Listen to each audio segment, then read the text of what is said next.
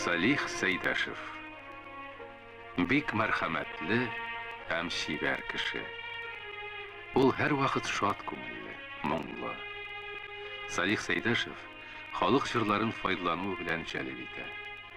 Ул аларны кабатламый, һич юк. Үз иҗатында ул халкыбызның музыкаль рухын, аның көн күрешен, бәйрәмнәрен, кайгы хәсрәтләрен чагылдыра. Шуңа күрә халык аны ярата.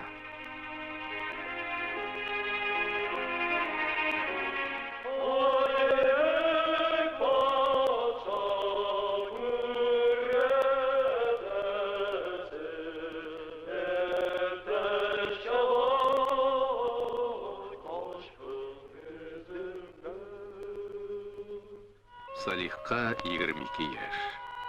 Ул канатланып, очынып, музыкаль эшчәнлеген дәвам итәргә хыялланып, Казанга кайта. 10 ел буе бергәләп иҗат итү дәверендә Салих Сәйдәшев Тинчуринның 150 пьесасыннан 90-на моң канаты куя. Тинчуринның гаять халыкчан сәхнә әсәрләре Сәйдәшнең халыкчан моңнары белән кушылгач, татар театр сәнгатендә яңа бер жанр, музыкаль драма жанры барлыкка килә. Сәйдәшнең язучылар һәм драматурглар Кәрим Тинчурин, Фәтхи Бурнаш, Хади Такташ, Гадил Кутуй, Таҗи Гыйззәт белән хезмәттәшлек итүе татар театры үсешендә зур әһәмияткә ия. Яшь башлап язучы композиторларны да ул иҗатка рухландыра. Мәскәү консерваториясе каршында Татарстанда тиздән ачылачак опера театры өчен кадрлар әзерләү буенча студия ачыла. Мөгаллимнәр беренче очрашу вакытында ук Салихка булай диләр: "Элек белгәннәрегезне һәм язганнарыгызны онытыгыз һәм бер яңадан башлагыз."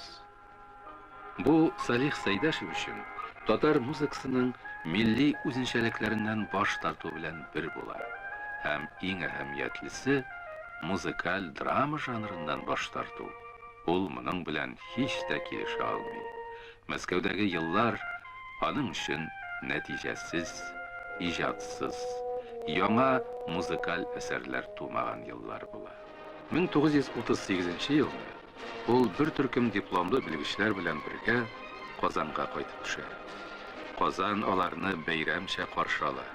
Салих Сәйдәшевнең мәшһүр маршы яңгырый. Марш шундый күтәренке рухлы була ки, ул республика чикләрен усып, бик күп төбәкләрдә дан казана.